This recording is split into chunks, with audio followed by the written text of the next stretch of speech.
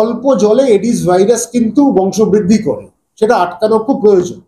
তো সেখানে ডেঙ্গির জন্য আমাদের জলটা যাতে জমা জল না থাকে, কর্পোরেশন সরকারের দায়িত্ব হচ্ছে স্প্রে করা, কিন্তু জমা জলটার দায়িত্ব কিন্তু আমাদের। সেখানে যাতে আমার বাড়ির কাছে জমা জল, টবের মধ্যে জল, মাথার ওপরে জল, ডান দিকে জল, সব জায়গায় জল রেখে করলে কিন্তু মশাকে আমরা আমন্ত্রণ জানাবো, তখন বংশবৃদ্ধি হবে। আর সকালবেলা, সাধারণত সকালবেলা, বিকেলেও কামড়াতে পারে, তো সেখানে এর থেকে আসে আটকাতে। আর ব্লিচিং পাউডারে কিছু হবে না, পরিষ্কার কথা, জলটা সরিয়ে দিন, আগাছা সরিয়ে দিন, আর লার্ভিসাইড, যেটা লার্ভাগুলো মারবে, সেই ব্যবস্থাটা করতে হবে। তার সাথে বিভিন্ন মাছ ব্যবহার করা যেতে পারে, গাম্বুজিয়া মাছ, সেগুলো করলে ডেঙ্গি আটকায়। তো ঘটনাচক্রে আমাদের পরিষ্কারটা থাকতে হবে।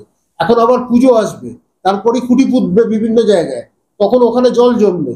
থানার সামনে অনেক গাড়ি থাকে, সেখানে জল জমে, বিভিন্ন জায়গায় গাড়ি থাকে।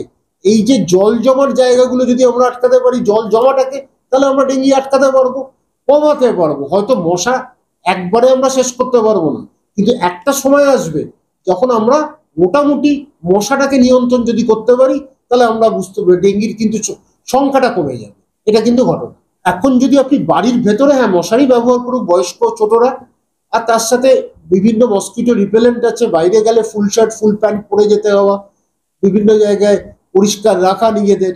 আর মসকিটো রিপেলেন্ট অনেক সময় কিছু কিছু স্টিকার পাওয়া যায়, সব রকম আছে ব্যবস্থা। তো সেই রকম ব্যবস্থা করলে আমার মনে হয় মশার কামড় থেকে আমরা বাঁচতে পারি। মশাকেও মারাটা দরকার।